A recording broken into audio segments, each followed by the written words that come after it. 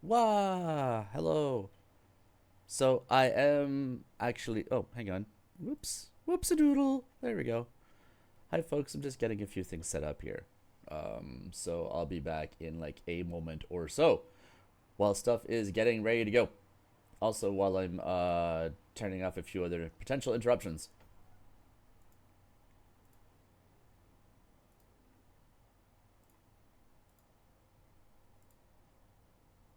Do do do do do.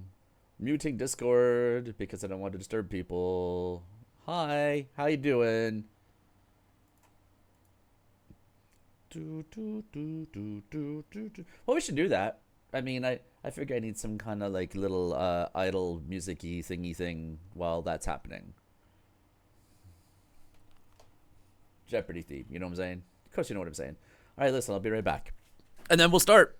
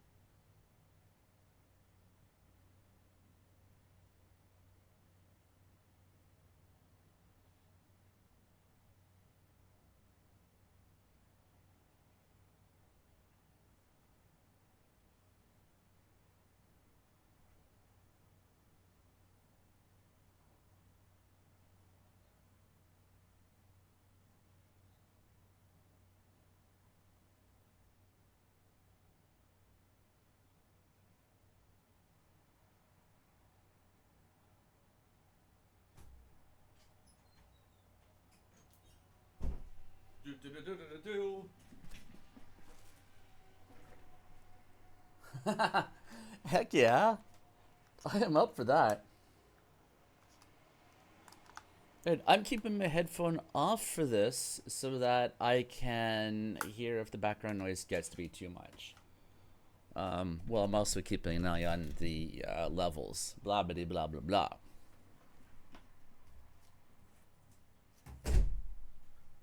That's technical jargon, by the way. Blah, blah, blah, blah, blah.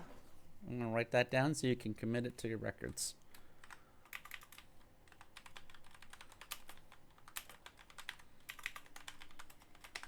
Just like that.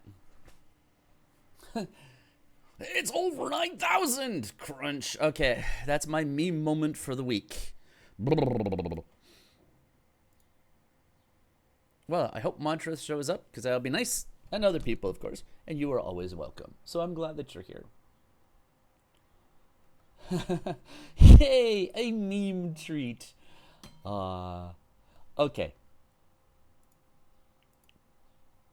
And Bosh. Here it is. Okay. So our chat is on the screen. Hi, Montrose. Yeah, I stalled just a little bit just so you could show up in time. So perfect timing. Because seriously, I was just about to get rolling on this. And especially since you. Perfect timing. All right. Especially since, I mean, you got this for me. I mean, you found it. So it would be really remiss of me to not. to start without you. Yeah, right. Subtitle No Penurge. Okay. Hey, I don't know that we're gonna do both stories. It's definitely not. But Sexton Blake stars in two thrilling stories. How exciting is that? I don't even know anything about this guy. But I mean, check out this art. A knife stuck quivering next to Blake's head as he bent forward to seize the vital document that would give him the clue to Gentleman Gerald's loot. Then the lights went up, and Zenith stood in the doorway with a gun in his hand, covering all in the room. Blake, in a blackout adventure with Zenith the Albino, in The Case of the Gray Envelope. Oh, and heck yeah, Sexton Blake. Yeah, I mean, basically just... he is Chin Brickford. Ah, shit. Pardon my French. A price on his head. Officers home on leave had been having a reunion at a West End hotel. The party was breaking up, and one of the civilian guests, having shared in a rather boisterous farewell, had left the scene of festivities with a young captain of artillery. Is it wise, he was saying pleasantly, as they moved towards the Green Park, is it wise for you, my dear friend, to expose yourself in my company? You have entertained me royally. You and our friends back there have refused to recognize me for what, unfortunately, I am. I thank you. Already you have taken great risks. Take no more of them. Turn back at once before some wandering policeman looks at me in the face and remembers that there is a price on my head. Oh, you know I love exposing myself to you. There is some very strong name game in this, actually, and there is some incredibly turgid prose here. Nonsense, old chap. We're very glad you turned up. Hang it all, I know your record in the old days. We'll pick up a taxi in a minute. The officer glanced about him as he spoke, and the man in evening dress shrugged his shoulders. He was a remarkable man. He wore faultless clothes, and his English was perfect. Yet there was an air of recklessness about him that was not altogether English. Oh. In his speech, too, there was something that hinted at the blood of some foreign aristocracy. He was voluble, and always present was his sense of the dramatic. For this man was known as Zenith the Albino, and he was wanted by Scotland Yard. He was, in fact, a prince of crooks, a man who, owing to some kink... I should have turned off my email. Preferred to be on the wrong side of the law. Hang on a sec, please. I'm just going to transition this, and I'm going to go turn that off. And then I'm going to transition back. Thank you very much for waiting. Stupid email. All right, at least this time it happened fairly early, so I could find it early. All right. He was, in fact, a prince of crooks, a man who, owing to some kink, preferred to be on the wrong side of the law. Ta-da! You're not frightened of the yard? Queried the young artilleryman. No, replied Zenith. But there is one fellow, a man named Sexton Blake of Baker Street, a private detective. He is a good chap, but he is out to get me, and he will get me, or else. Or else, your highness? The man in evening dress held up a white and shapely hand in protest. Please, he said, if ever I had any claims to be other than a commoner, I have forgotten the fact. Prince of Crook, Sultan of Style. I think that was a popular song in the 80s. You're a queer chap, said the officer. Anyway, we've had a jolly good evening, and it's been good to see you again. He held out his hand. You should be able to pick up a taxi here, he added, though it's so dashed dark they'll probably never see you. Zenith returned the other's warm hand clasp. Yes, it's been good to see you chaps again, he said in his rich voice, but I must return now to the underworld, where I belong. Come on, that was dramatic.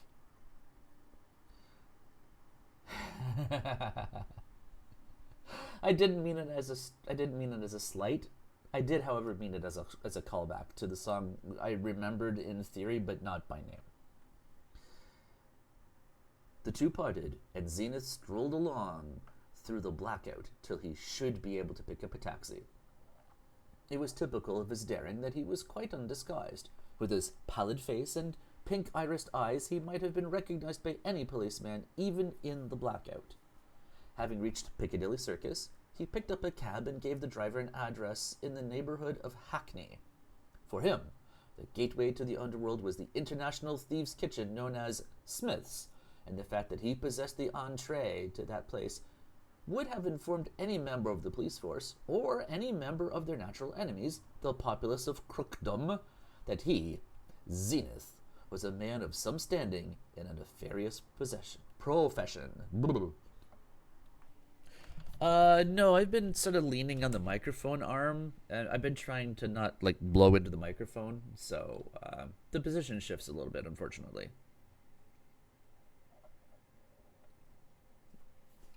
So hopefully this is a little better. How's it doing? Let me know. I mean, I should be checking the meter. It looks okay, but don't be shy about telling me if the volume shifts. All right. Yeah, I know that I was really pushing the microphone down a little bit. All right. Good old Scotland Yard. Will they ever catch that wascally Zenith? All right. As usual, he dismissed the taxicab some distance from his actual destination and then, proceeding on foot, turned into a tall, old-fashioned house within a quiet street. He opened the door with a latchkey, passed through to the basement without having occasion to use his torch, and then threaded several long corridors which sloped downwards, always downwards, after the fashion of a rat run. At the last door, he used a passkey, which was, in truth, the hallmark of his importance in that place, and then stood under an arc lamp while he endured the scrutiny of someone he could not see. It was, of course, Old Man Smith himself, behind that peephole in the curtained wall. Old Man Smith, who knew every crook in Europe, and who never forgot a face. Then a rat-faced man, dressed like a valet, uttered an apology and frisked him for a weapon. Thereafter he was handed a mask, and pushed his way through swing doors to meet the familiar atmosphere of the thieves' kitchen. There was, tonight, some kind of a cabaret show in progress, and tables had been cleared from the center of the great room to allow space for the artistes. They're not artists, though. Yeah, and he's literally going to the underworld. As Zenith sank, with a sigh of relief, into a solitary chair, one of the waiters, without question, placed before him his customary drink, a tumbler full of neat brandy. It was a polite fiction at Smith's that the masks, which were in common use, prevented the recognition of the wearers. Certainly, in some cases, it was so, and that trifle of disguise may have been very useful to men who were comparatively unknown and desired to remain so. Monsieur Zenith, however, because of his colorless hair, his pallid face, and firm lips, might as well have dropped his mask under the table. He was unmistakable. That fact did not worry him in the least, however. The police knew Smith's and tolerated it because it was convenient to them. There was no doubt that, even within the precincts of the kitchen, there were gentry of the type known as stool pigeons, and the information which they brought when, at the risk of their lives, they had talked with the frequenters of that place was undoubtedly the reason for police toleration. As to raiding, Smith's had been raided half a dozen times, and would be again, but it was the boast of Old Man Smith that no police raid had ever brought off an important arrest. Yeah, that guy. Oh, yeah, sure, they got that guy, but he didn't count. Of actual entrances to the kitchen, there was only one, the one where he himself sat and acted as scrutineer. Of exits, there may have been 20, and as fast as the police set a watch upon one, it became disused and was replaced by another. While Monsieur Zenith, I guess it should be Monsieur Zenith if I'm going to do it properly, French, sat there sipping his brandy and smoking one of these small brown cigarettes impregnated with opium, which were necessary to the which were necessary to the repose of his soul. He became aware that a girl was sitting at a table some distance away, had conceived a sudden and deep interest in himself. And so in retrospect, we don't know why he even gave him the mask. Like himself, this feminine frequenter of the thieves' kitchen was solitary. The small silken mask which she wore accentuated, rather than concealed, the fact that she was beautiful. She also seemed very young. When, okay, it's yeah. It's okay. It's just for my soul. I got a prescription from my soul doctor. Ah. When Zenith became aware of the interest taken in himself, he turned to meet a pair of dark eyes, which were, or seemed to be, expressive of invitation. Oh, Jesus. The albino looked reflectively into the amber deeps of the brandy within his tumbler. Lone wolf that he was, he had many enemies in addition to those of the police, and it seemed to him that here was a situation which might mean danger. His peculiar abnormality was rather terrifying to women, and even his extraordinary poise and elusive attractiveness could not enable them to forget that he was an albino. Yet this dark-haired young girl, criminal though she might be, unmistakably desired better acquaintance with him. She offered for his inspection a considerable length of silk stocking, and her glance, when again their eyes met, was full of coquetry. Oh, lordy. This is about as subtle as a sledgehammer. The albino was cynical enough to suppose that there might be some motive behind this allurement other than the obvious one of attraction, and, realizing that by doing so he was playing with fire, he rose and walked across to the girl's table. To play with fire was one of his weaknesses. Oh, yeah, he's so handsome and moody and awesome and dangerous. Women find him repulsive and yet alluring somehow all the same. His lips are firm. Monsieur, have you seen a leg before? Would you like to inspect it? Oh, God. All right. Resuming. Pardon me, he said in his golden voice. You are alone? This show, I fancy, bores you a little. May I join you at your table? Just as you like, said the girl. But Zenith was not deceived by the casual reply. She had hooked her fish. She could play him at her leisure. Zenith resolved to be played, but not necessarily to be landed. A couple on the floor were dancing the Apache dance, and the green spotlight, which is an essential part of this performance, so accentuated the strange coloration of the albino that he looked like a man of marble. His slender fingers outstretched upon the tabletop appeared as delicate as those of his companion. In a West End club, in a pucka continental ballroom, these two would have fallen into place as part of the picture. Astonishing, certainly, but at home. In the thief's kitchen, where every grade of crook from a sneak thief to a con man was received, they stood out like birds of paradise among a flock of pigeons. Without seeming to do so, Zenith studied the girl minutely. It was evident she was youthful. We've covered that. Yet, keen judge of character that he was, the crook realized that she was no innocent young thing. No, sir. The hard set of the mouth and even the glances she gave him through her mask indicated that she was not in the place for pleasure alone. But Zenith was willing to take any risks. You know me? He asked. I am Zenith. Zenith, he hesitated.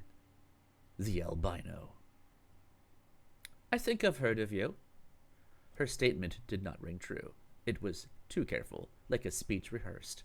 Zenith was convinced that she knew exactly who he was. This girl, thought Zenith, has been sent here to obtain my confidence. What's the game? It will be interesting to find out. It seemed that he would discover something before very long. The girl was intimate, provocative. Intentionally or otherwise, she had forgotten her original coldness and was now leading him on at a great pace. I am Man Manford, a man. I love that. You know, on account of me being an albino. That's why they called me the albino. I nearly giggle snorted, okay? Watching his step with great care, the albino humored her, meeting her more than halfway. It was obvious to him that she was vamping him, and that she, young as she was, had had a good deal of practice. The Apache dance came to an end, and the murmur of applause, which was the utmost approval ever accorded by Smith's Lambs, died away. That, said the albino, drinking his brandy, was not the Apache dance. You and I, is it not so, could dance a thing as it should be danced? You may be right, agreed the girl. She seemed now only anxious to agree with the albino in everything, but she was not prepared for the next move. You think, he said, that you could dance that dance with me and do it as it should be done, with fate in your two hands and death stalking in your tracks? Then, by Jove, you shall! He rose to his feet. One moment, he said, and his powerful voice filled the great room from end to end. I am Zenith. I will dance for you. With a gesture, he lifted the mask from his face and laid it on the table. As though mesmerized by his glance, the girl did the same. Then Zenith offered her his arm and led her out to the middle of the floor. You will play that thing again, he told the leader of the orchestra. And once more, the music began. I'm going to roll with your explanation. I love that. As he took the girl in his arms to begin the dance, the albino laughed aloud. Ha ha ha. Drink had little or no effect upon this man. His potations of the evening, the opium-soaked cigarettes which he had consumed, had raised him, as it were, to normal. But the music, the excitement of the battle of wits in which he was involved, had given him a feeling of exhilaration. Yeah, everybody's like, yeah, we know it's you, Zenith. This is Zenith's bargain. Zenith, the albino, danced a few bars with the dark-eyed girl in his arms, a slow gliding step to which she responded perfectly. Then, as they drew near to the orchestra, he stopped and uttered an apology. Just one moment, he said. The orchestra was perched on a raised platform. The albino took this barrier in a stride and snatched the violin from the hands of the leader. When I dance, he told the man dramatically, I want music. The violinist attempted some protest. Zenith turned his blazing red-irised eyes upon the orchestra. Now, he said, we will play the first bars again. You are playing like automatons, not men of flesh and blood. He gave them the tempo, and then himself began to play. It was wild stuff, half improvised, half inspiration, but he got them going. When again he returned to the floor and held out his arms to his partner, the music of Smith's second-rate orchestra had a message for every man or woman in the purlieus of the kitchen. With his cheek against his partner's, they danced the first motif through. By then, they were both completely lost in the dance. The Apache dance, performed by these two, was a very different thing from the one put up by their predecessors. An Apache dance was a thing which Smith's lambs were able to appreciate, and there was a breathless silence more eloquent than any applause.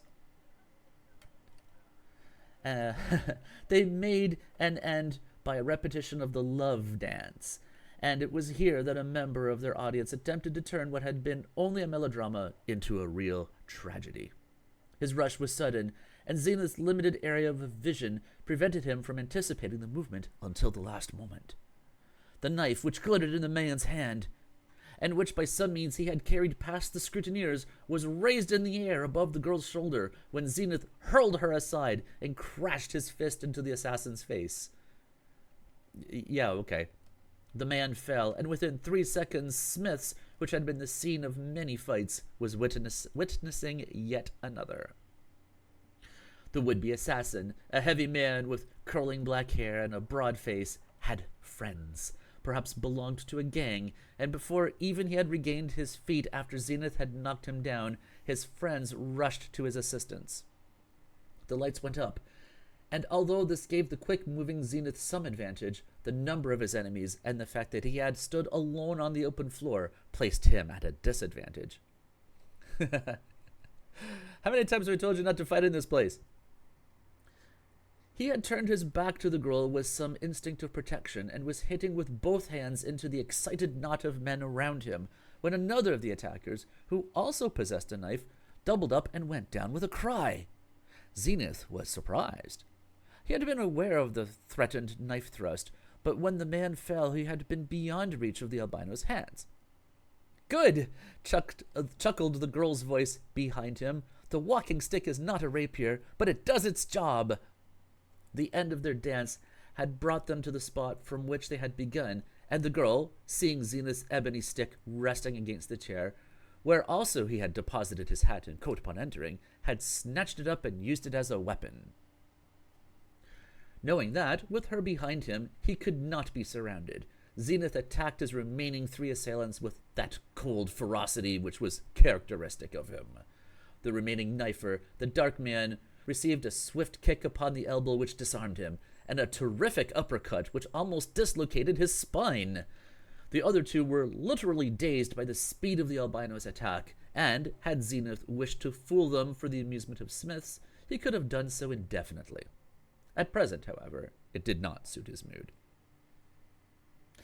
His left hook landed exactly upon the man's ear, and the foremost fell groaning upon his face. The other was cross-buttocked. That's right. The other was cross-buttocked and slammed down to the boarded floor. That probably was like a hip throw or something. Being too dazed to know where he was safest, he attempted to rise, and a right swing put him out for the count, and then some. "Pretty work," said the girl. "That was beautiful. You know how to scrap." "You too," said Zenith, and rubbed his knuckles tenderly. "Nevertheless, one is defiled by contact with these cattle. I should be glad to know if you are able to tell me the meaning of the attack which that fellow made upon it." Wow, that's a lot of words. Why that man shank me? The dark-haired girl looked him in the eyes and laughed softly. "Sure I can," she said, "but let's go to our table where we can talk." "Well," asked the albino when they were seated, "and the meaning?" She paused a moment before she replied, and then murmured a single word: "Jealousy."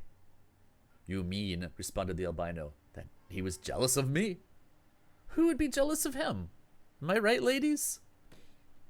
The girl shrugged her shoulders. "Looks like it. That dance of ours got his goat." "And the man," pursued Zenith, turning his back disdainfully upon the subject of their conversation, "he is an acquaintance of yours?" "No," declared the girl. "He's an enemy. He would rob me if he could." "An enemy? And yet he is jealous?" "Yes, he's just crazy." She hurried on as if she had suddenly made up her mind to a confidence. "Listen," she said, dropping her voice. "I did you a good turn just now. You'd have won all right without my help, but anyway, I did help." "That's so," agreed the albino. "Then, because of that, I wonder if you would do me a service. It's something that only you could achieve." The albino's eyes, half covered by their long white lashes, regarded the girl's lovely face with cold attention. He suspected that now he was about to learn the reason for which she had cultivated his company. A vainer man would have supposed that it was because she found him attractive. But Zenith had no doubts as to her character. She was a gold digger, probably had gotten mixed up with a gang almost as a child. "I have told you," she went on, "that the man who tried to attack me wants to rob me. It's like this." She went on to tell him about a letter of hers which was in the nature of a confession. It proved her right to a famous name, and on the death of a relative she would inherit a fortune. "And those on the other side have gone to desperate lengths to obtain the letter?" The girl nodded. 3 months ago, a gunman, Bowery George is his name, had a chance to kill me, but he didn't take it. He thought he could get the letter without that. Well, he got it in his hands, and I fought for it. Half went with him, half remained with me. Now, you know what I am asking you to do. Without the other half of the letter, the half which is with Bowery George and his friends, I can prove nothing." Also, apparently he's jumping out of a car. We'll get there in time. The girl paused, and then, using all her allurement, added, "If I tell you where that letter is, will you get it for me?" Of course, we all, just going back to the thing you wrote, of course Zenith was such a manly man that he didn't really need a girl's help. The albino was smoking one of his tiny brown cigarettes. He let the smoke trickle between his lips and watched it as it drifted upward, to be lost in the murk of the ceiling. He turned his head to where the dark-haired man, who had interrupted the Apache dance, was sprawled white and shaken in a chair. "And that fellow," he said, "where does he come in?" "He and his friends," explained the girl, "are all in the racket. They don't know what's in my half of the letter. That is why they are afraid of me. That is why they will not stop at murder to get what they require. And yet, suggested the albino, you say that that fellow is jealous of me. That's so. He's fallen for me. He's even made me a secret offer to steal the other half of my document from his boss. And you refused? Yes, I refused. If I make a bargain, I keep to it. And in that case, I did not see my way to keeping the bargain that he proposed. That's all. Monsieur Zenith smoked in silence. It rang true, all this. If it were acting, if somewhere it were designed to entrap him, then he was as deceived as seldom before, and yet he knew, almost beyond question, that from the first moment their eyes had met at Smith's kitchen, possibly even before that, the girl had had it in her mind to entrust him with the adventure which she now proposed. Was the proposition what it seemed, or was there a catch somewhere? And then, out of reckless curiosity to get to the bottom of the affair, he decided to go a little further. You had better tell me, I think, who you are and where this document is to be found. I, with a shrug of her slim bare shoulders, have several names. The one which is mine by right doesn't matter. Surnames are not so popular at Smith's. I'm usually just called Rita. And the letter? She paused. Before I tell you of that, Monsieur Zenith, I must know whether you are going to help me. The albino nodded. Assuming, he said bluntly, that everything you have told me is true, and that your proposition is what it seems to be, I will get you the other half of the letter. But, and his red eyes blazed in his white face, those who played me false have hitherto regretted the fact. Rita rose languidly to her feet, her slender fingers resting upon the edge of the table, and looked down at him with what appeared to be contempt in her dark eyes. You insult me, she declared. I'm not lying, and I don't lay traps for my friends. Good night. Zenith smoked in silence. She turned away, and yet he made no move. He was testing her genuineness. If her declaration were made in good faith, if this intimidation were not acted, she would go. If it were only a bluff to maintain an imposture, she would return. She walked 6 paces from the table, then, swiftly, as if on the spur of an impulse, turned again to face him. There were tears in her eyes, and her fingers were twisted together as if in anguish. At that moment she looked very young and girlish. No, she said desperately, I can't let you go. I must have your help. Zenith, by his stratagem, had proved, if he had proved anything, that the girl was playing a part, and that there was more to it than she had led him to suppose. She's a really good actress if she can cry that quickly. But, watching her tearful face, he doubted the correctness of his own conclusions. In any case, he could not endure the spectacle of that beautiful face convulsed in grief, and he had made there and then a sudden decision which was to prove momentous. Sit down again, Rita, he implored. I have decided to help you. Rita dabbed her eyes and again drew a chair to his table. I think I can trust you, she asserted. I'll tell you the rest and then get away. It's terribly risky being here at all. This document, which I want, the other half of the letter, is locked in a small safe in an upstairs room at number 11 Backlington Place, near Sloane Square. Will you remember the address? Number 11 Backlington Wow, that's hard to say. Backlington Place? Being that it's English, it's probably just like buh place. The safe is hidden in the wall paneling. The room is in the front of the house, and the safe is behind the third panel on your right hand as you face the windows. The tenant of the house has taken every precaution against theft. There are burglar alarms to every window, and he and his men servants are armed. You won't have an easy job. In the name of the man, put in the albino. The man in whose possession this document now is. Purvis, Rita told him. Edgar T. Purvis. And the document? Is in a gray envelope, inscribed with the words, strictly private and personal. It lies in the upper part of the safe and upon the right-hand side. The albino nodded and held a match to another cigarette. Guess his soul is really tired. I will meet you here, he promised, exactly 1 week from now. And by then, said Rita excitedly, you will have the letter? Either that, said the albino, or I shall not meet you here. Yeah, it's kind of sus she knows all these details. Yes, I agree. But, maybe it's a trap. On a sudden impulse, Rita placed her left hand on his shoulder and offered him the other. I'm sorry, she said, that I have nothing to offer you but my thanks. But, he's a complete gentleman, so he's going to do that. She turned and left him without another word, and he, seeing that his late enemies were sufficiently recovered to make another attack, put on his coat and sauntered towards the exit which it was his custom to use. He had no fear, it is needless to say, of the men who had attacked him, but a certain distaste for renewing a struggle with some scum of the gutters was sufficient to cause him to leave their neighborhood.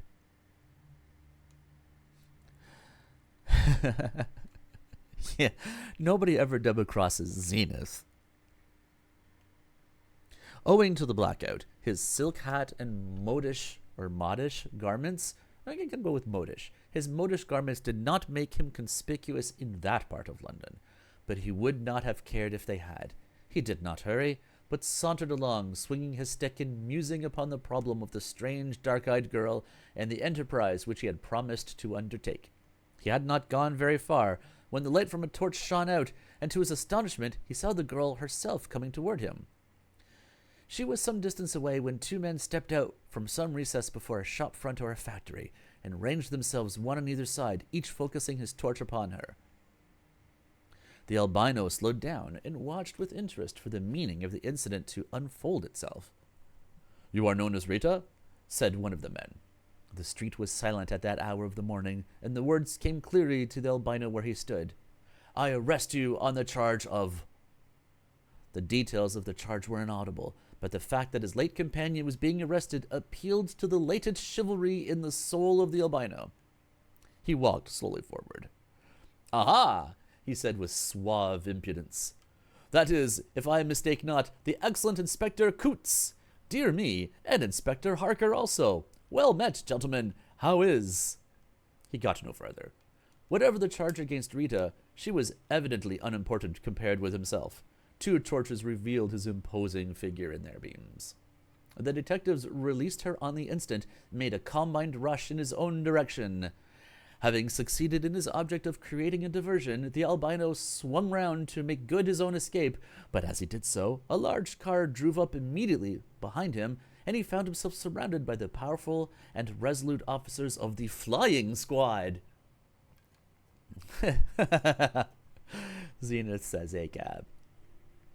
"Got you, by all that's holy," shouted Inspector Coots. Oh no, it's the arrest of Zenith. This is going to be a short story. When Monsieur Zenith, turning to make his getaway after he had offered himself as a decoy to Inspector Coots and Harker, ran right into the arms of the flying squad, he must have known from the first moment that he was in a position of real peril. They were picked men, these of the flying squad, and what made it doubly dangerous, they knew Zenith too well to risk anything. With that extraordinary speed which was part of the albino's physical makeup, he struck with both hands at the oncoming men. One of them was so far groggy as a result that he was compelled to sink upon his hands and knees upon the pavement. Another received a flush hit between the eyes, which marked him for many days afterwards. And yet another tripped over a projecting sandbag, but the rest carried Zenith in their rush back to the railings, which edged the pavement and held him there with desperate force. Oh, I love that response so much, Montrose. Counting Inspector Coots and Harker, there were still 7 men on their feet, heavy men in good condition and fully alive to the difficult proposition they were tackling. So overwhelmingly, indeed, was their hold upon their prisoner that the albino laughed aloud. Ha ha ha, I'm sure. It was at such moments as this that there was mirth in his laughter. Although arrest to him meant death, it brought with it no fear. Life had so little value, really, that he was prepared to go out of it with a gay smile when the time came. "Upon my word, gentlemen," he chided, "you are not giving me much elbow room." "And I don't intend to," rasped one of the men. Sorry, that was my best rasping. Several times before in their experience, Monsieur Zenith had been at their mercy almost as much as now, and yet it was a known fact they had never seen the inside of a prison cell. They dragged him across the pavement to the police car, and his powerful, delicate-seeming wrists were confined in regulation handcuffs. Wow.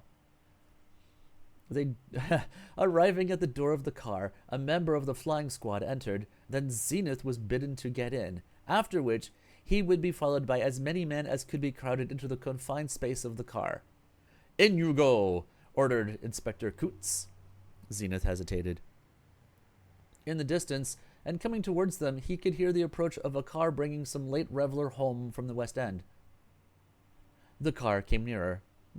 "Just a moment," objected the albino. "Am I to understand—" "You are to understand," Coots told him, "that I want you to enter that car pronto. If you don't do it willingly, you will be made to do it otherwise." Their prisoner measured with his eye the distance from himself to the dimmed lights of the approaching car, and then, with a shrug of his shoulders, passed into the open door of the police vehicle. But he did not stop there. No. Instead, he leapt past the man inside and What? Wow, okay. I can't even picture what happened.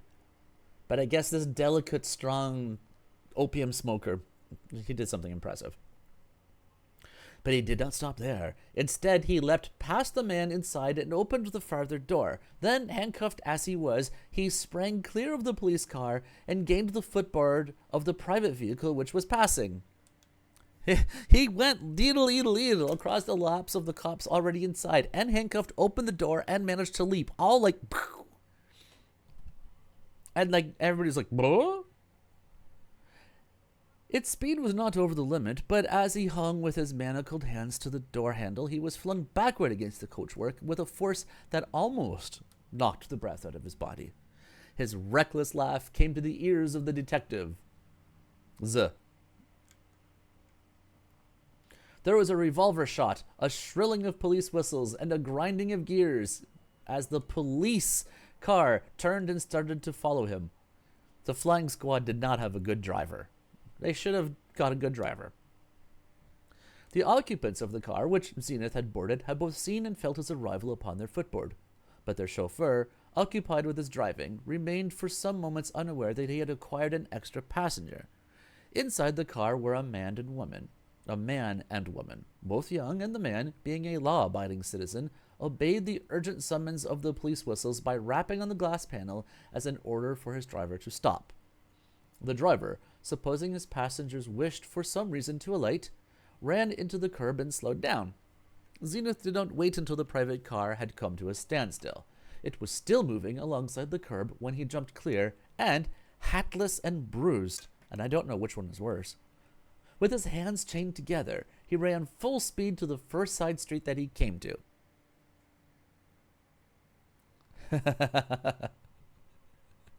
Yeah, exactly that. The blackout was all in favor of Zenith, whose abnormal eyes could see like a cat's in the darkness. Oh, wow. Once out of the rays of the pursuers' torches, he was invisible to them. He ran through a network of quiet streets, taking almost every turning that he came to and maintaining his onward progress solely by a sense of direction. I mean, despite all the opium and cigarettes he smokes, he's also got really good lung capacity. The fact that each of these turnings meant that he was compelled to traverse two sides of a square, of course, exposed him to the danger of running right into the arms of any of the police officers who had maintained a straight course. This risk he was obliged to take, but by taking it, he made his pursuers scatter. But they were still hard on his trail. When at length the inevitable happened and they were both in front of and behind him, he was opposed to 2 or 3 men at most. Needless to say, the quick-witted Zenith perceived the police officers just one jump ahead of the moment when they should have perceived him. He had hardly seen the bulky figure of a pursuer turn into the road where he was... I guess that was the dancing thing. Oh, yeah, see, there's Shanky McBob. He's pale, not transparent. Well, Hey, why aren't these people wearing masks? Like, these guys might be, but these people... Oh, no, he's got a mask on. Okay, never mind. Do you think the orchestra were criminals? Should they have been wearing masks? Anyway, he had hardly seen the bulky figure of a pursuer turn into the road where he was and come towards him when he had pushed open a gate and disappeared up some stone steps which led to the front entrance of a house of considerable size. He stood still for a moment upon the tessellated pavement at ground level, and then, thinking it unlikely that his pursuers would pass without observing him in the light of their flashing torches, he walked slowly up the steps and into a doorway. He had hoped that there would be recesses in which he could shelter, but in this he was mistaken. The porch offered no protection. Looking round with something of the swift desperation of the hunted wild creature, he saw, almost level with the porch, the broad sill of a bay window.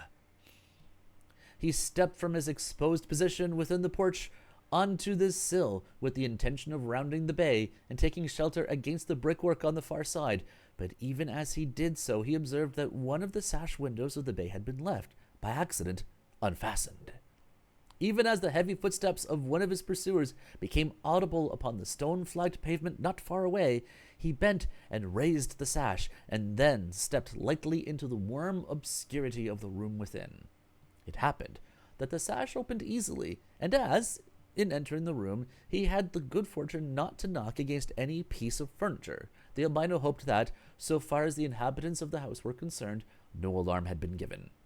Quickly and silently, he closed the window, and then, sheltered behind the thick blackout curtain, watched first one and then another of his pursuers pass the house. For 2 or 3 minutes he waited in an attitude of strained attention, and then, taking a last look at the room which had given him shelter before making a further attempt at his getaway, he revolved slowly until he was facing a reverse direction. There was a fire still burning in the grate a few yards away, and the air was heavy with the perfume of an excellent cigar. He became aware now, that, for the first time, that the room was not untenanted. Untenanted. What a word. Probably. The unmarried young girls all smoking excellent cigars. Within an armchair at the far side of the fireplace, and facing him, was the vague outline of a man's figure, and as he watched, the red end of a cigar glowed and glowed again. There was a man in the room who had observed his entrance, and yet had remained so indifferent to his intrusion as to continue smoking in silence. What did it mean? If the unknown was untroubled with nerves, so also was the albino. "I beg your pardon, sir," he said smoothly, "but I did not observe your presence. I sincerely apologize for entering your house in this unseemly fashion, but I assure you that my necessity was urgent." He was answered by a thin, wheezing voice which was in queer contrast to his own. "I imagine, yes, that you are at this moment wanted by the police. Am I, right in my assumption?" "Perfectly right," was the albino's reply. "I think, moreover," pursued the almost invisible occupant of the armchair, "that I detected the clink of a chain. Is it possible that you have the misfortune to be handcuffed?" I think I'm kind of going like Senor Cardcage a little bit here. "I have that misfortune," said Zenith shortly. Yes. You are wanted by the police, and you are handcuffed. That is indeed unfortunate." Wow. Don't like doing this voice much. "May I know," questioned Zenith, "what your attitude is likely to be? You will, I imagine, take the steps which are usual in such an emergency." "As to that," said the other, "it depends. Yes, it all depends." "Upon what, may I ask?" "Upon who you are. It seems to me, I may be wrong, but it seems that your hair is white. Is that, your eyes are red in the firelight. Is it possible that you are an albino?" "I am." I'll go with Prince Philip, and I think I like, and I think I'll thank you very much for that. I feel flattered by it. "It seems to me, then, that you may be not only an albino, but The albino. I refer to Monsieur Zenith, as they call him. I am called by that name. I want nothing, sir, but that you should answer the question I have just put. What is your intention to do? That is all. You surprise me. You do indeed surprise me. Do you expect me, Monsieur Zenith, to believe that your entrance to this house... Oh, hold on. Whoa, I've got confused. I want nothing, blah, blah, blah, is Zenith, and then this guy's... You surprise me. Well, hang on. Who the F is saying what now?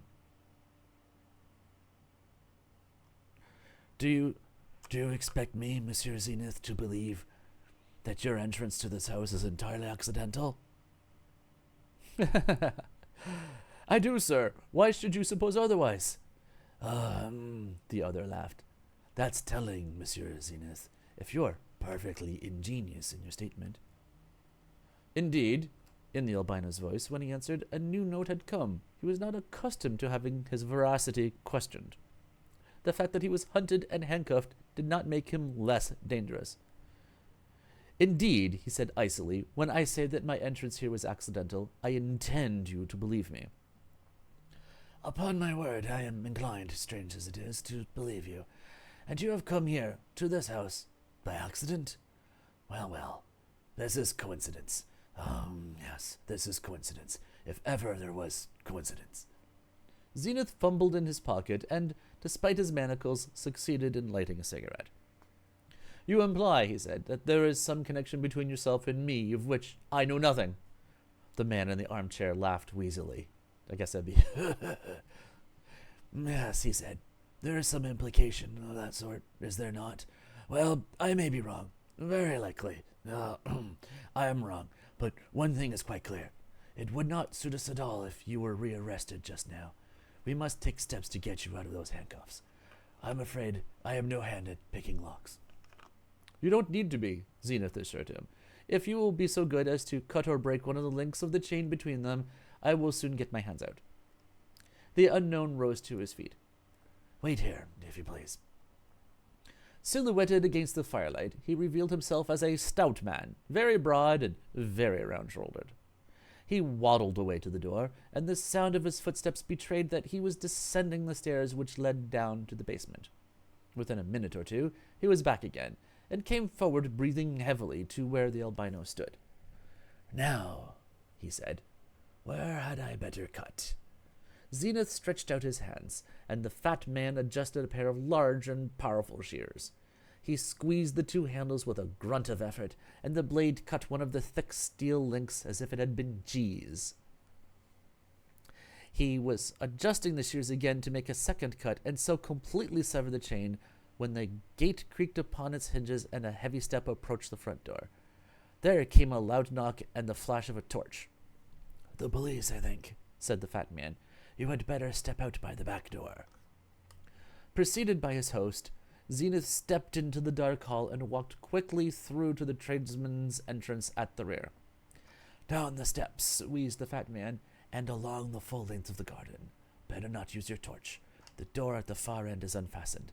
I think that we shall meet again. And to whom, began the albino, curious as to the identity of the man who had saved him, but the other pushed him gently towards the head of the steps. Not now, he said. Another time. And the door closed behind the albino so silently that he even did not hear the lock bolt go into place. Carrying his steel-manacled wrists, still confined by the half-severed link in front of him, Zenith walked swiftly down the lengths of the garden and opened the door, which had been formed in the thickness of the wall at the rear. Beyond the door was a narrow passageway, which led to the left and to the right. It was undoubtedly a means of access for those who brought coal or cleared the household refuse, and so narrow that two persons could not easily walk abreast. The albino stepped out into this passageway and was closing the door behind him when he felt a hard object between his shoulder blades, and the voice of Inspector Harker said, "Put him up, Zenith." The albino was trapped. I need like a dun-dun-dun sound effect here or something. Well, maybe not. That is kind of cheesy. Oh, so good. Zenith likes him some cuffs, I'm guessing. All right. The warning of Old Man Smith. When Monsieur Zenith suffered the disagreeable experience of finding Inspector Harker's pistol barrel jabbed between his shoulder blades, he did not make the mistake of offering resistance. Instead, he raised his hands obediently into the air and awaited the commands of his captor.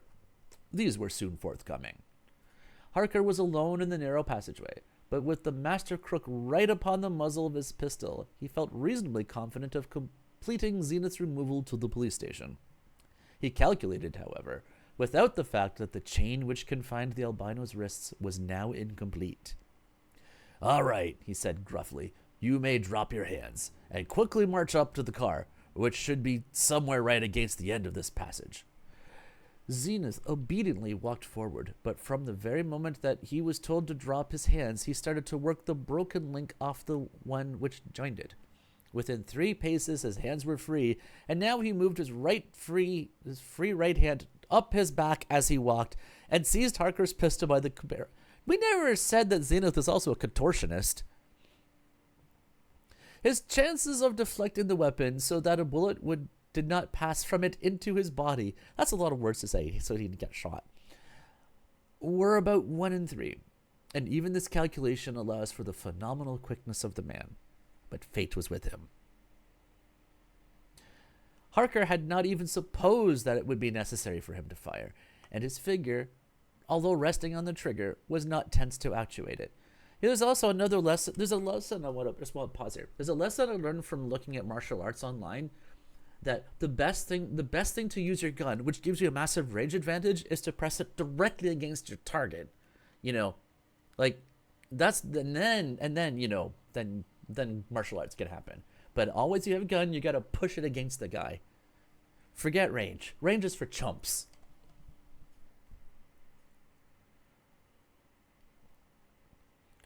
Harker had not even supposed that it would be necessary for him to fire, and his finger, although resting on the trigger, was not tense to actuate it.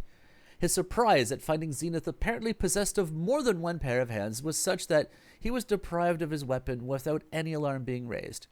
He sprang forward instantly, of course, but the albino stopped his rush by an open hand upon the face and batted him into unconsciousness with his own pistol butt.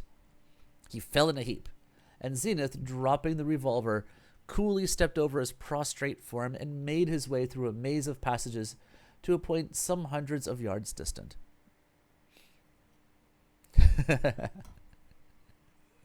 I imagine Zenith actually has those vacuum cleaner robot arms from the 50s. You're like, meh.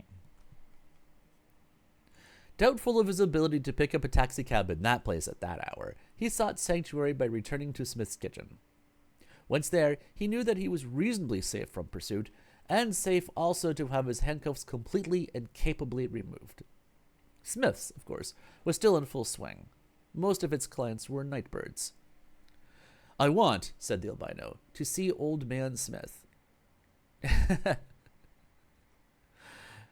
He had made the request to one of the servants of the place, and the man, recognizing the criminal eminence of the one who gave the order, disappeared forthwith in the maze of corridors and private rooms which lay all around the underground kitchen.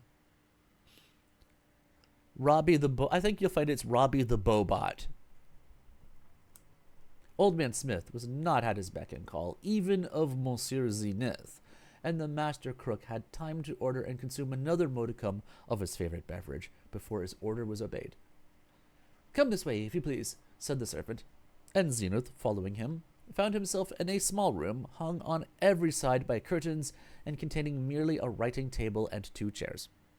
In one of the chairs he seated himself, and the servant withdrew, closing the door behind him.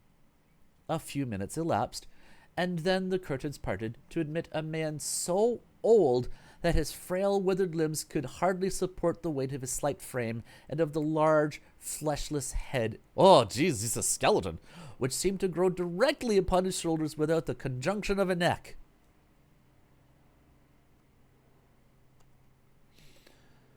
His face and head were alike hairless. His loose, slavering mouth betrayed brown and broken teeth, and his rheumy eyes were surrounded by a network of deep wrinkles, and sunk an incredible distance into his skull. This frail body was a servant of a criminal brain. Old Man Smith was a living encyclopedia of crime, a human rogues gallery. It was said that he knew by sight every criminal in Europe, and it is certain that a face upon which he had once looked was never forgotten by him. Zenith evinced his respect for this remarkable personality by rising to his feet and offering a chair. Mr. Smith, he said formally. Monsieur Zenith. Monsieur Zenith, responded the old man. I don't want to do this voice much. And lowered himself carefully into the chair which Zenith had offered. The reason why I don't want to do this is in my mind it's also the only tuna from can, please voice.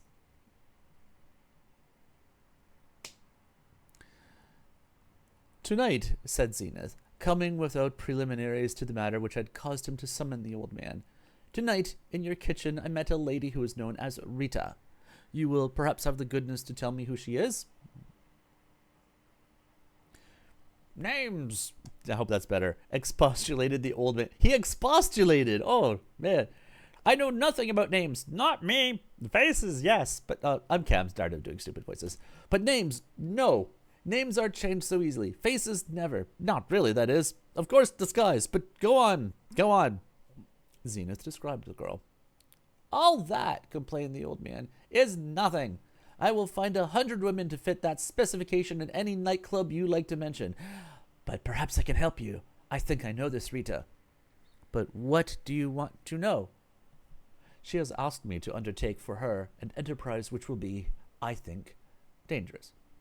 And you have promised to undertake this enterprise? I have. Well then, you are a man of your word? Yes. Is there more to be said?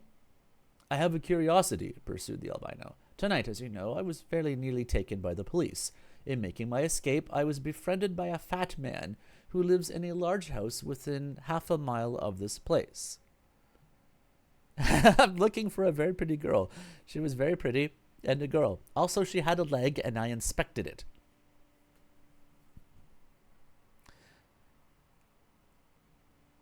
He knew me and implied that he and I were in some way associated. He used the words, "It would not suit us at all if you were rearrested just now. As I can think of no enterprise in which that man and I might be involved, unless it is the enterprise which Rita has pledged me to, I am curious to know where he comes in. In an affair of this kind, I like to see my way, Mr. Smith, more clearly than I see it now. If I knew more of the lady—" Old Man Smith drummed his fingers upon the writing table. "Did the enterprise, by any chance, concern number 11 Backlington Place?" I already forgot what voice I gave him. Zenith nodded. "You know, then?"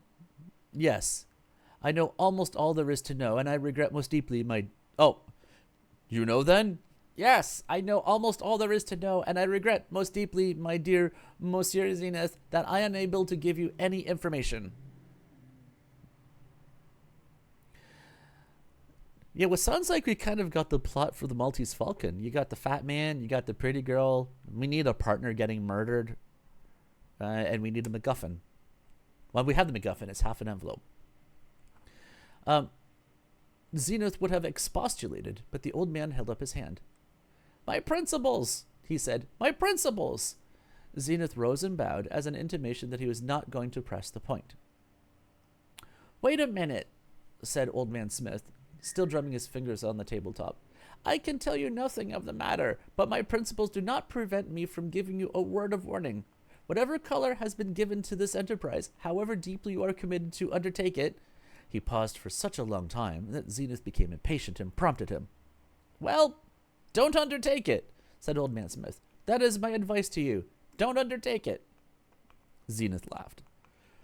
"Thanks for the warning. Thank you especially because it leads me to believe that in doing what has been suggested to me, I shall be finding an adventure after my own heart." "Maybe. You will find adventures if it is adventures you are wanting. I bid you good night, Monsieur Zenith." The albino turned on his way to the door. "Just one thing," he said. I imagine that you are in touch with the other parties to this conspiracy, or whatever it may be. If so, you will oblige me by repeating to them a brief message. It is this. I have been double-crossed several times, but not by men who are now alive to talk of it. That is all. Good day, sir!" Monsieur Zenith repaired to a private room in the building, and, his handcuffs being removed, attired himself in a long, black, silken dressing gown with a white cord. It was a room, this, which had been rented and used by him for many years. Upon his second return to Smith's kitchen, he had ordered a message to be sent to his Japanese confidential servant, and now the suave and sleepless Oyani was there to receive him. "Fix me a pipe, Frank," said the albino. "Fix me a pipe one time. I have had a tiring night, and tomorrow, when it dawns, will be a tiring day. Now for a little while I must sleep. Forget." Then, while his master flung himself full length upon the couch, raised only a few inches from the floor, Oyani brought to his side the stunted table, the oil lamp, the yen hawk, and the pipe. What is a yen hawk, Montreth? Do you know what that is?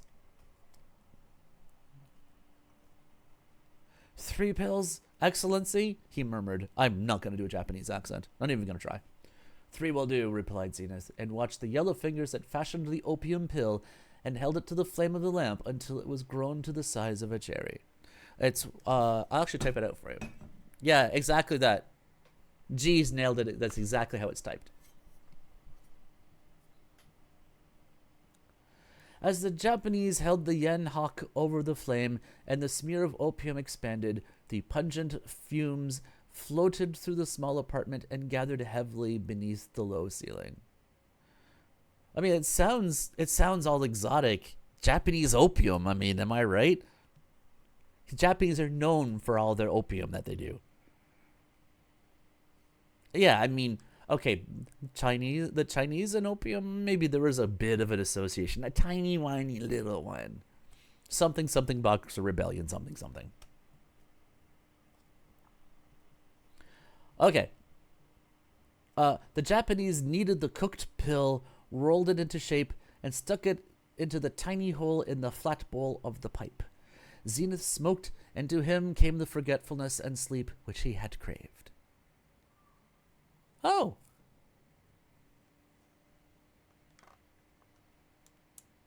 Wow. I didn't know that opium would have come in pills, for that matter.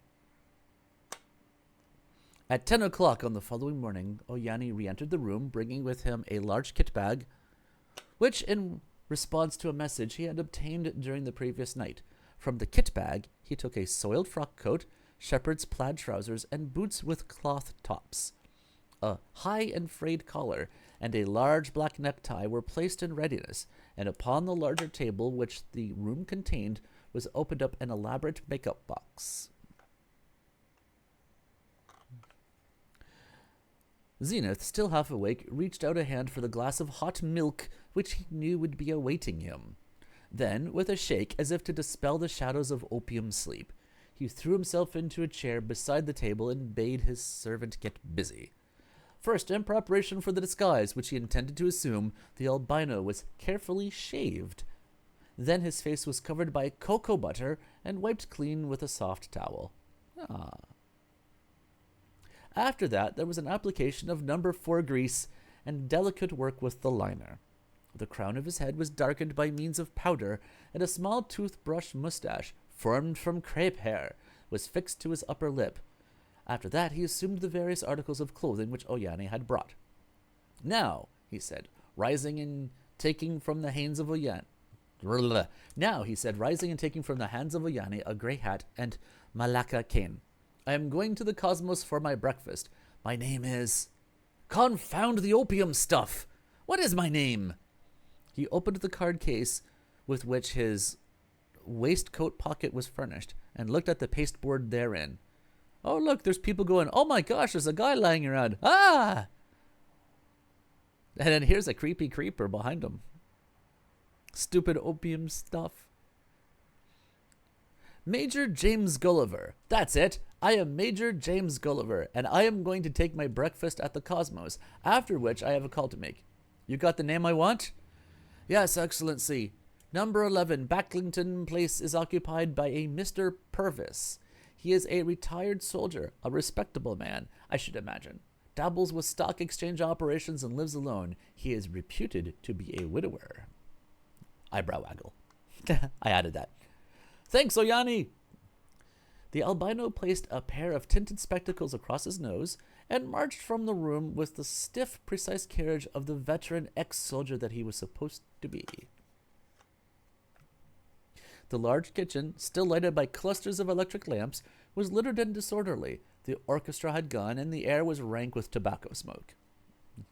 The albino crossed the floor, disappeared through a doorway, and threaded numerous passages, which formed the one means of exit which he was allowed to know.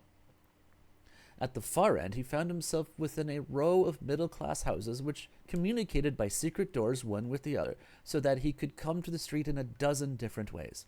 Without troubling to look to the right or to the left, he came down the steps of one of these houses, closed the gate behind him, and sauntered along in the morning sunlight until he could find a taxicab. Zenith's lung capacity is about the size of a thimble. Rather foreign-looking, rather distinguished, and rather out at elbows, he represented a type which any man who knew the world could place without much difficulty, the retired Anglo-Indian living on half-pay. The voice in which he told the cabman to drive to the Cosmos Hotel was high-pitched and nasal, and I'm not going to do it, after he had breakfast and smoked a cheroot.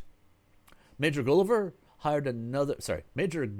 figure quotes, I thought somebody was saying that, hired another taxicab and caused himself to be conveyed to number 11 Backlington Place.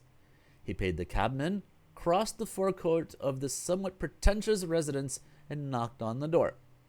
His summons was responded to by a fat manservant, and he was escorted to a sunny room upon the level of the street. My master, the servant informed him, is, I think, breakfasting. I will take your name to him. Thank you, said Zenith. Oh, there was a caption. The gangsters rushed into the room to see a sprawled form half hidden by the heavy curtain. At the door stood a figure disguised in a cowl which they took for Zenith. Actually, it was Sexton Blake, and key in hand, he was waiting to lock the door upon the deluded crooks. Look how deluded they are, and how crooked they are. Not a single one of them is standing straight. Thank you, said Zenith. Betty had hardly heard what the man had said. He was so occupied in trying to remember where he had heard that voice before. Monsieur Zenith was not at his best on the morning after an opium sleep. Maybe he should have waited a day. And he was still puzzling over the matter when the servant returned with the information that Mr. Purvis would see him. Will you have the goodness, continued the servant, to, come this way? That queer interjection, brought complete recognition to Zenith in a single second. This was the man who, less than 12 hours earlier, had given him his liberty in the house at Hackney, the man who had hinted that their paths were destined to cross, and now, although presumably the fat man knew it not, their paths were already crossing. What was he? How did he, a respectable, responsible manservant, come to be spending the night in a living room several miles from his master's residence, as undoubtedly he had done on the occasion of Zenith's escape? These questions were for the moment unanswerable, but of one thing Zenith was quite sure: the man was a crook. Yet his bearing was perfectly correct, and his manner when he announced the visitor to his master left nothing to be desired. Mr. Purvis was a middle-aged gentleman who, to judge by appearances, was not possessed of overmuch vitality. "Good morning, Major Gulliver. Pray forgive my apparent discourtesy in remaining seated, but I am, alas, such a martyr to rheumatism that the least movement gives me extraordinary pain. Please take a seat and tell me what I may have the pleasure of doing for you." Mr. Purvis's breakfast had been removed, and even while he spoke to his visitor, he cast a wistful glance at a copy of a newspaper opened at the section which interested him most. Evidently, he had been reading with his breakfast, and as soon as his visitor had departed, he would read again. "Returning from India," said the supposed Major Gulliver, "where I had been paying a visit, I had the pleasure to make the acquaintance of a charming girl who told me that she was a friend of yours, and asked me if I would convey from her to you her compliments and regards. As she was herself As she herself was continuing to Paris without delay, she could not visit you personally, but asked me if I would take her place in so doing. The name of the lady? The albino paused. Then he took 2 strides, extraordinarily swift and silent, from where he sat, quickly threw open the door, exposing Mr. Purvis's fat butler in the undignified position of one who listens at a keyhole. Pardon the liberty, explained the albino, but the Oriental is a great victim to curiosity, and after long residence in the East, one's suspicions are greatly roused. Mr. Purvis was looking with open-mouthed astonishment at the fat butler, who now stood almost filling the width of the doorway. "What does this mean, Prothero?" he asked. I beg your pardon, sir," replied the manservant, "but if you will allow me, I will explain when Major Gulliver has left us." "Nothing of the sort," explained his employer. "You will explain now, Prothero. You are taking an unwarrantable liberty." "I hope not unwarrantable, sir. It was only my devotion to your interests." "Devotion to my interests? What do you mean?" "We do not, know Mr. Gulliver." "I don't know what you mean," said Purvis, "and I don't want to know. Go away and close the door behind you." "Very good, sir." The manservant retired. "Now, Major Gulliver," resumed the invalid, "you are about to tell me of a friend of mine whom you had met on board ship. I must admit that my curiosity is aroused. I was not aware. But no matter. Who is this young lady?" "She was called," said Zenith, "Rita." The change which took place in the face of the other was astonishing. His color went, his jaw dropped, his eyes protruded. He tried to repeat the name, but his throat refused its office. For a full moment he lapsed into silence, struggling with his breath, and then suddenly he fell forward, insensible, his head falling like the head of a tired child upon the opened newspaper by his side. Boing! Boing! Zenith rang the bell, and the man called Prothero hurried in. Together they stretched Purvis upon the floor and loosened his collar. His teeth were clenched, and his lips were blue. His breathing was like the breathing of a man who is suffering from a stroke. Having questioned Prothero, and discovered from him that there were no other servants in the house, Zenith told the man to remain by the side of his master while he himself put through a telephone call for a doctor. He found the telephone instrument — oh, I love that, it's a telephone instrument — within an alcove on one side of the hall, put through the urgent summons in a low voice, then hurrying along the hall to the front door, took his hat, stick, and gloves from their place, opened the door, banged it shut heavily, and then crouched down within a doorway in the hall, which would conceal him if Prothero should happen to look out of the room in which he was watching his master. The man did so. His heavy step and heavy breathing were audible for a moment as he stared from his doorway along the passage, and then it was evident that he had re-entered the room. He evidently supposed that Major Gulliver, not finding the doctor at home, had rushed out in search of one. This was a point gained. Still carrying his hat and stick, the albino ran silently up the stairs and turned into the bedroom to which the mysterious Rita had directed him. To find the safe behind the panel took almost a minute, and once he had found the safe, the old-fashioned combination lock did not present any great difficulties. For 3 minutes he worked at the lock, trying series after series, and noting with his keen ear the faint click made by the mechanism within. You do so run silently up the house, because he's Zenith and he's amazing, and his lips are firm. At the end of that 3 minutes, he had opened the envelope and picked up the envelope. Sorry, he had opened the safe and picked up the envelope. Rita's information had been astonishingly correct. It lay exactly where she had said it would, and the inscription on the envelope was exactly what she had foretold. As he was closing the safe, he heard the doctor's car drive up to the door, and knowing that in all probability he was safe from interruption for a further 5 minutes, he took a glance round the room in which he was. It was obviously the bedroom of Mr. Purvis himself, and between the windows was a bureau at which the invalid was accustomed to deal with his correspondence. Zenith selected an envelope which exactly matched the envelope which he had taken from the safe and, propping the original up against an inkstand, using Purvis's pen and Purvis's ink, then and there made a very capable forgery of the inscription of which Rita had informed him. Having done that, he took a sheet of notepaper and padded out the imitation envelope until it exactly represented the original.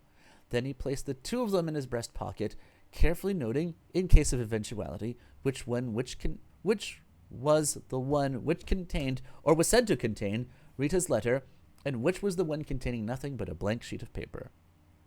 In this enterprise, which had turned out to be so astonishingly simple, he was working all the time in the dark, and as this was a state of affairs but little to his liking, he was taking extraordinary precautions in case things went wrong.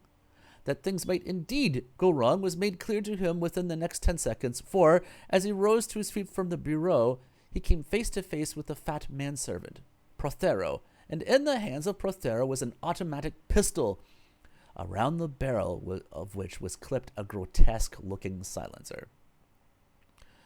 "I think," said Prothero, that you must be, Monsieur Zenith." "I am Monsieur Zenith." "Then, monsieur, you will perhaps tell me whether you have yet succeeded in opening that safe." "I have done so." "Then I will ask you to hand me the envelope from which you took from the safe." "And the alternative? What is that?" "The alternative is that I keep you here in front of my pistol barrel and call down to the doctor, who is still in the house, to summon the police." "And if I agree?" "Then, I shall have no further use for you. I shall be very pleased to see you take your departure." Zenith reflected. The man was probably speaking in good faith, for if he had been moved to shoot in cold blood, he would have undoubtedly have shot first and taken the letter afterward. The albino had no intention whatever of parting with the original document. Not even the threat of a pistol would have induced him to do this. But if he could stall off the fat man by means of the forged duplicate, he was quite willing to do it. "Very well," he said, with a shrug of his shoulders. "Since you have got the drop on me, here is the letter you want." He advanced with the letter in his hands, but the fat man waved him back. No, he said, with evident alarm. "Don't come too near. Drop the envelope on the bureau behind you, then walk past me out of the house. Remember, I shall be following you every step of the way, and if you turn, I shall shoot you, without compunction, as I have excellent excuses for doing." Zenith dropped the envelope and, followed by the pistol of Prothero, walked jauntily out. The enterprise had been so elementary that he felt sure there was a catch somewhere. There was! London Moses intervenes. You ask me whether I don't even know who's talking right now. You ask me whether I know this guy? I tell you right here that I don't. We were in stir together in little old New York. New York. I'm going to say it that way. New York. And he seems to know a lot more than is good for him about our business. That's all I've got to say. The speaker was the thin, dark, almost boyish individual who was known as Bowery George, or otherwise as the Knifer. He was credited, or discredited, with a large number of capital crimes, but the intricacies of American law had given him an unjustified freedom, and on this side, so far as the police knew, there was nothing against him. He stood in the middle-class dining room where Zenith had had his first encounter with Prothero, and he indicated, as he spoke, a deformed black-haired man in green spectacles who sat, like the rest of the small company, around the dining table. He's going to get up to some knifing, I'm sure. At the head of the table sat the man called Prothero, manservant no longer now that his criminal ends were served, but master of the house and leader of the small gang who were assembled there. On his right was the dark-haired man in spectacles to whom Bowery George referred, and on his left, looking particularly attractive, in an expensive frock, was Rita. I mean, they typoed it, and I'm going to read it as is. Maybe he's a rich knifer, you know? On her right was the curly-haired individual who had attempted her life in Smith's kitchen and had been knocked out by Zenith. His name was Alfredi. Prothero bent his eyes on his visitor, who had by some means induced Bowery George to bring him hither. We did not desire your company, my good sir, was his discourteous opening, and now that you have joined us here at the table, we don't like the look of you. Perhaps you will, explain how you induced Bowery George to bring you?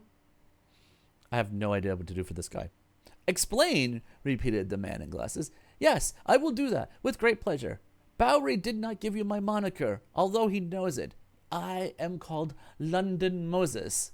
I feel like he deserves a Cockney voice, but I'm not doing that. Bowery will bear me out in that, won't you, Bowery? Yes. He's called London Moses, all right. Best American voice I got. So, continued the man in spectacles, when I met Bowery George over on this side, I told him what I knew, and he thought I might be useful to you, so he brought me along. Prothero's stare was still completely hostile. You told him what you knew, he repeated.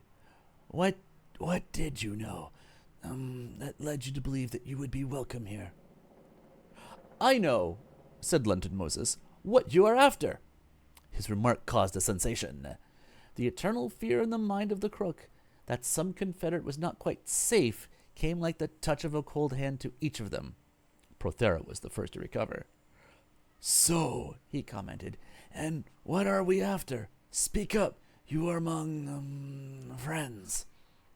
Why, continued Moses, you are after the loot which was left behind by Gentleman Gerald when he was bumped off for croaking a watchman. Wow, that's some slang. From these words on, London Moses became the center of a strange attention and ominous silence. Continued London.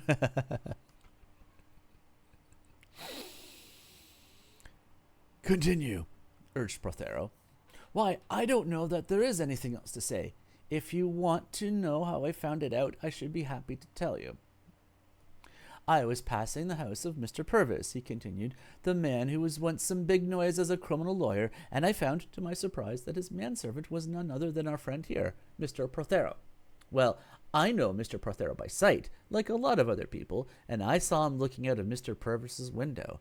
I knew then, of course, that Mr. Purvis had some knowledge or some property which our friend was after. What could it be that was big enough to tempt Mr. Prothero? Well, gentlemen, the answer was easy. Purvis defended Gentleman Gerald, and I had no doubt that his price had been the secret of that big lot of loot which has never been discovered. Only guesswork, but I think good enough. And as we all know, Gentleman Gerald did not confine himself to portable goods in his operations. He took things which most of us would never think of touching. Pictures, carpets, musical instruments, all sorts of valuable things, portable or otherwise. We know what became of the negotiable stuff. That was converted by him into money.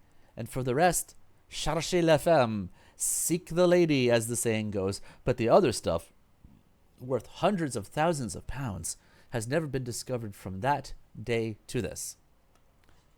That it is deposited somewhere in London, we all know, but the place was known only to Gentleman Gerald himself. Whether, before he was scragged, well, that's a good one, he passed the information on to Purvis is a question which has always interested me, and when I saw Mr. Prothero at his window, I found that Mr. Prothero thought that the question might be answered in the affirmative. So overwritten. Since then, my friends, why not? I have taken an interest in your movements. London Moses' words made a great impression on the gang. At first it seemed as if Prothero would have attacked him, but after some muttered conversation with the others he changed his attitude. This man already knew too much. We are going to trust you, he declared. He went on, addressing the new recruit. You had better know what has happened. Your surmise that Purvis knew where Gentleman Gerald's stuff was dumped is perfectly true. He did. He kept the document containing the information first on his person and later in a safe at Backlington Place. I think it is like the declension is going to be criminal imperfect, by the way.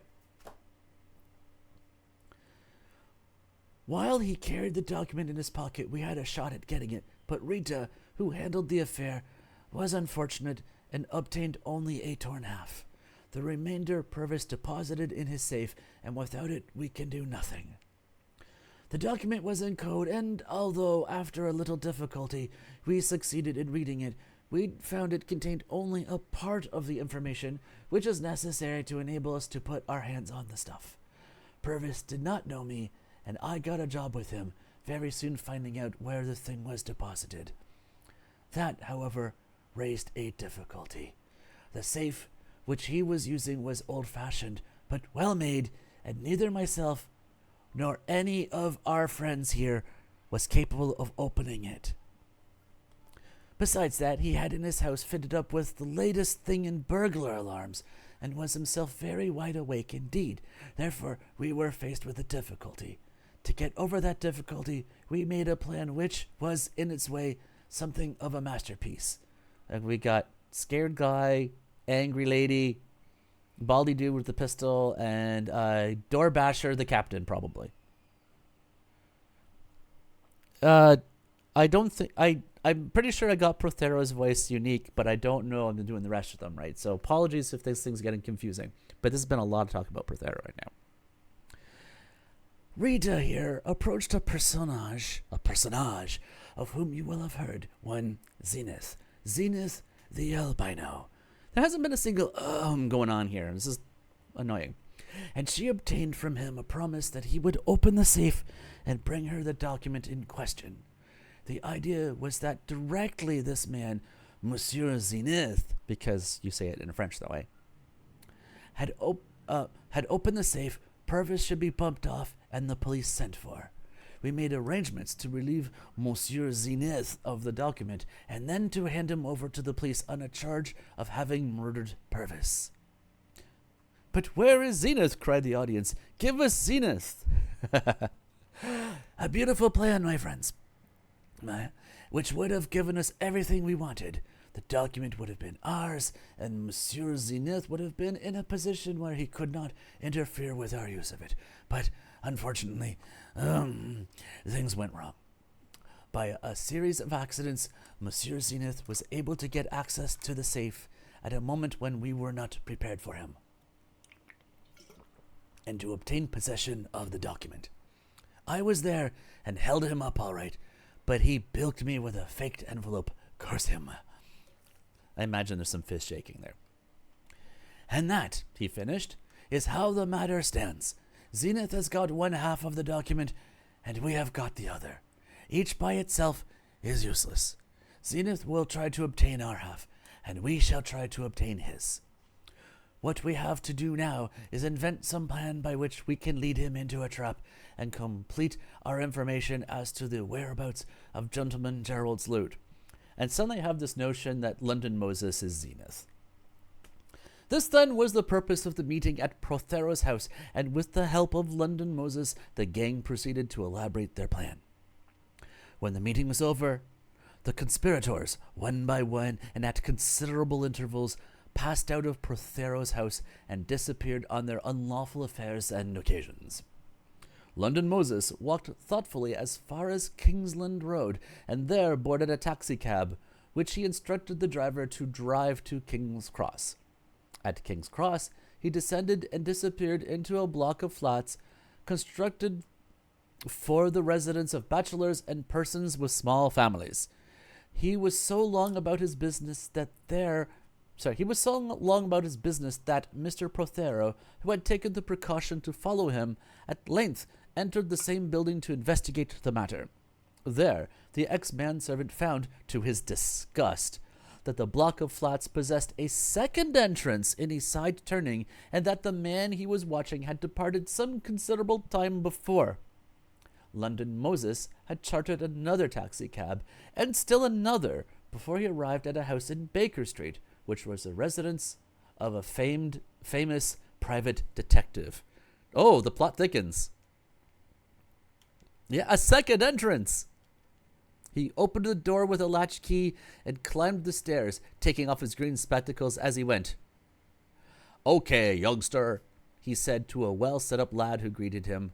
I had a near shave, but I am on to Gentleman Gerald's stuff at last.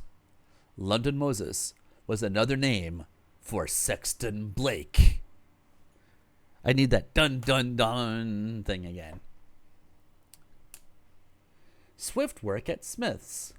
Exactly a week from the date of Monsieur Zenith's first encounter with Rita, the dark-eyed girl herself sat in Smith's kitchen and at the seat where she first met him.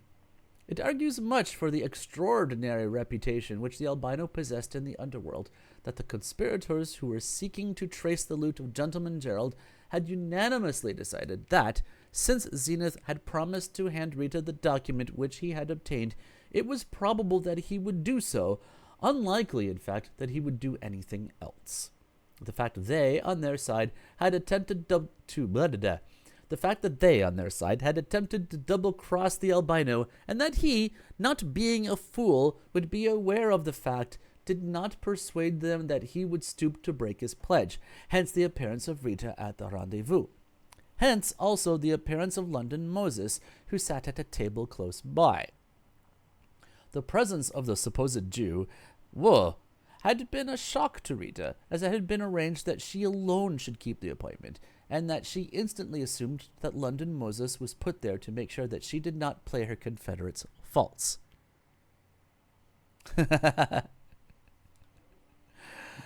This, of course, was not the case. The private detective had come to Smith's kitchen, as always, at the risk of his life. He had given the sign of a secret society, and had been accepted on that evidence, together with the evidence that he had the necessary latchkey to one of Smith's entrances. Both the sign and latchkey had been given to Blake by a dying crook whom he had befriended, and the personality of London Moses had been stolen from a crook with whom Blake had come in contact during one of his American visits, and whom he afterwards had heard had died in Sing Sing. Oh, that's miserable. Do you think he will come? Signaled Rita, using the gesture language of penal servitude. What, do you learn sign language in prison? That's amazing. Sure of it, signaled London Moses, and the two of them continued as before to pretend that they were complete strangers. What Blake had signaled to the girl was fully believed by him. The albino arrived dead on time. Penile...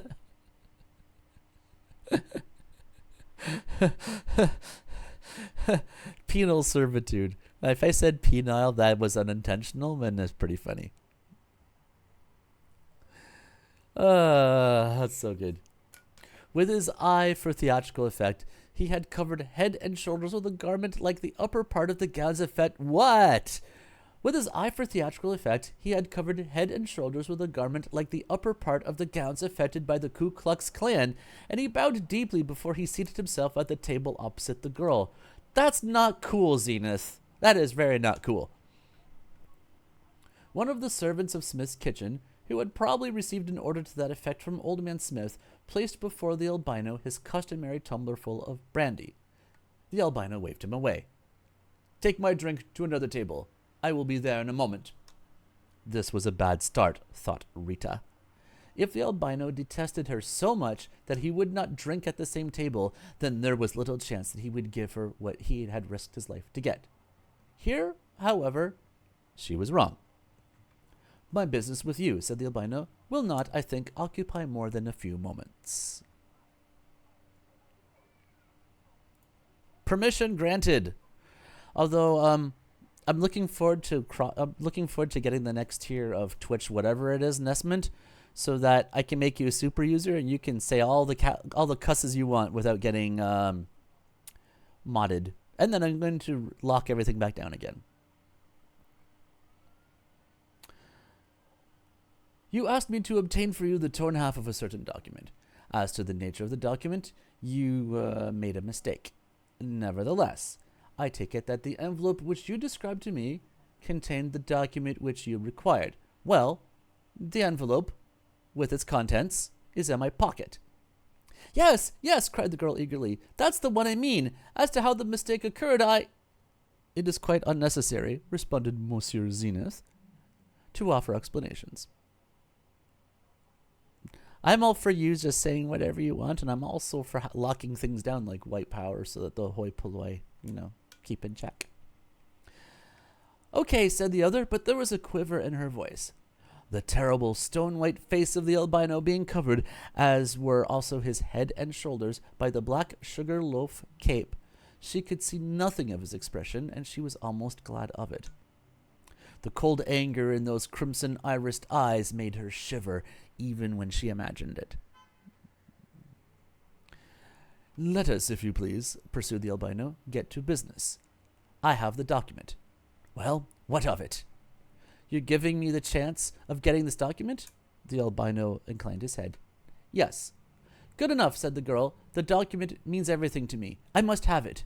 It is for you to name your price, to make your own conditions. Whatever they are, they shall be agreed to." The albino thrust a hand into his breast pocket, withdrew the long gray envelope, and placed it on the table in front of his companion. "I think," he said, "that you will find the contents intact." "How do you mean?" gasped Rita in astonishment. That I make you a present of the envelope and its contents?" "Not a present? I place the thing within reach of your hand as casually as I should tip a waiter. It is of no value to me." "Yet it means thousands of pounds, hundreds of thousands." "Not so. This half of the letter, like the other, is in code, and though I succeeded in decoding it, the information is useless. Together with your half of the document, it may mean all that you say. Take it and do with it as you will." The sophisticated girl valued his declaration at what it would have been worth if she had been the speaker. "What he's going to do," she said to herself, "is wait until I put the two halves together and then pinch them. Pinch, pinch, pinch. That's not on my program." The albino, without a word of leave-taking, was already rising to leave Rita when she snapped her slender fingers under the table. It was the sign that Alfredi, concealed behind a column, had been awaiting. He came up behind the albino as silent as a shadow. "Look out!" I was trying to do the Richard Hammond backtracking thing. There's no hope in hell of doing that. "Look out!" said Sexton Blake. The warning was instinctive. In any case, the warning would have been given. It was not in Blake's nature to see even a crook murdered in cold blood, still less the albino, who had something left of the code of a gentleman. It was, as it happened, altogether instinctive, and Blake, forgetting for once in his life the role he was acting, uttered a warning in his own voice. The albino did not wait to discover the cause of it, did not turn around to see from what direction danger was coming. Had he done either of those things, he would have died before the minute was over. Instead, he reacted with a speed of a coiled spring. A sideways jump, and then, as Alfredi, knife in hand, blundered forward, a smashing uppercut which missed only by inches the side of the Italian's jaw and caught him on the skull immediately above the ear. The man was dazed, but his natural ferocity prompted him to make another attempt. He staggered forward again with knife upraised, but the albino, entirely self-possessed, was completely master of the situation. He seized Alfredi's right wrist in a grip which it was impossible to shake, and then, with his other hand closing over the knuckles which held the knife hilt, made a quick movement which caused the would-be assassin to scream in pain. The knife dropped to the floor, and Alfredi reeled backward, thoroughly cowed. "I think," said Monsieur Zenith unconcernedly to Rita, "that your friend has a broken wrist. It will teach him, perhaps, to be more careful. I will wish you good day." He signed to the servant who, in obedience to his orders, had deposited his glass of brandy on another table, and passed across the floor, where the supposed London Moses, with a mask upon his face, and with his chin sunk between humped shoulders, was filtering water into a glass of absinthe.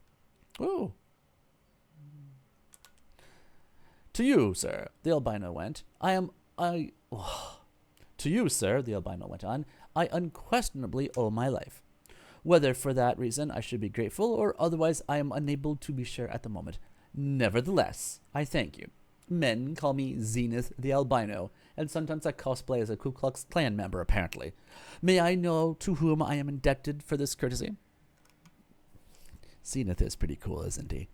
I'm gonna lie in magazine reading pose and just kick my feet up into the air thinking about Zenith.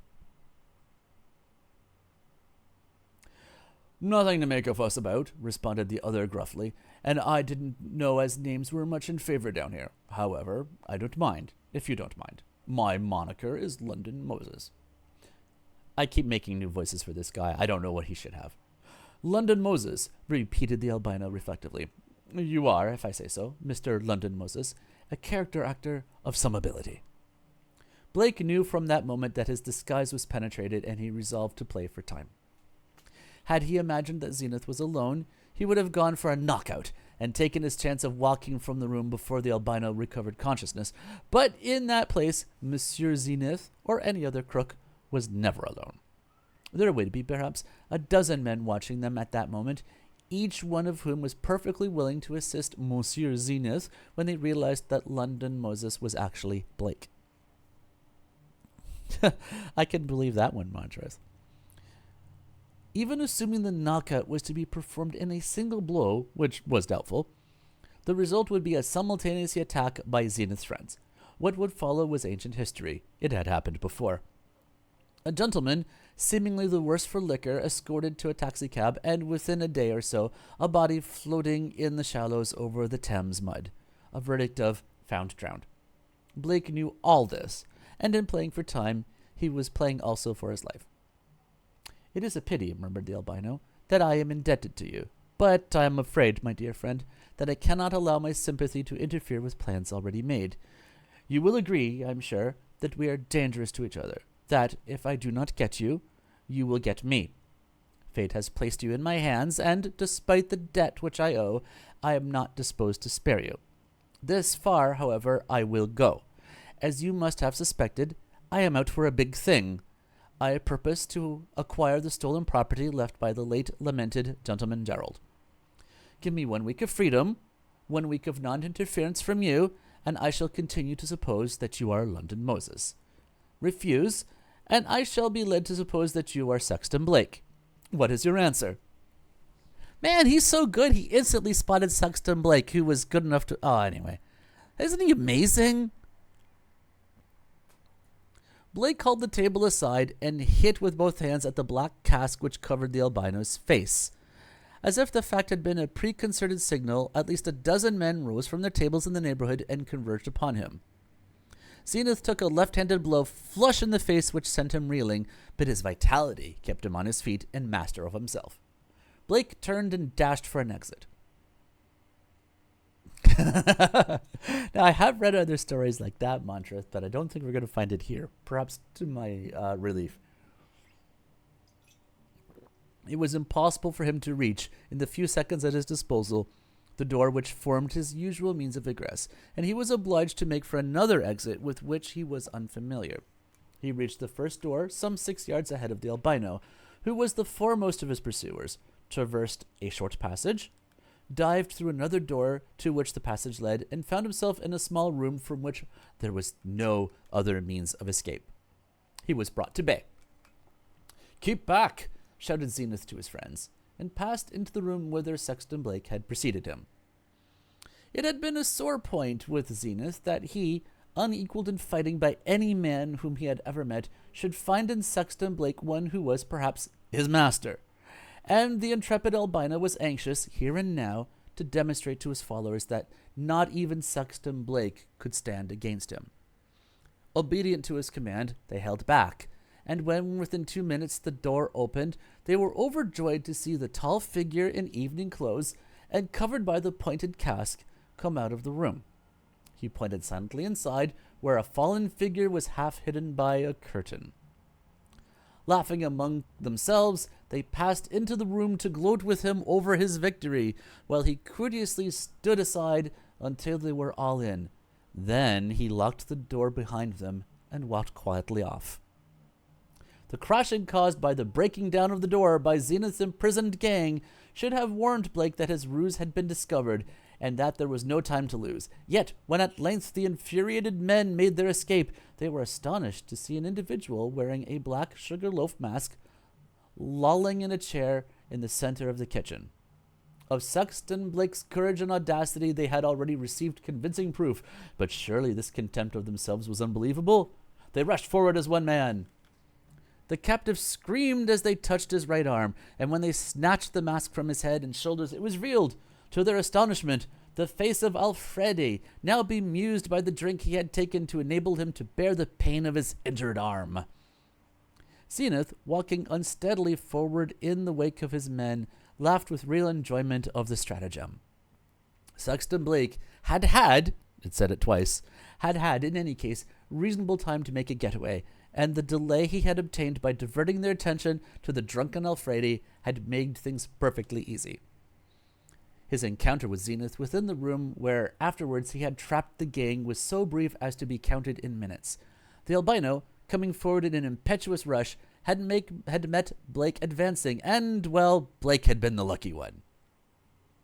His terrific right-hand punch, with 200 pounds of bone and muscle behind it, had taken Zenith fair and square upon the point of the jaw, and it was convincing testimony to the strength of the albino that so soon after the impact he was able to walk at all.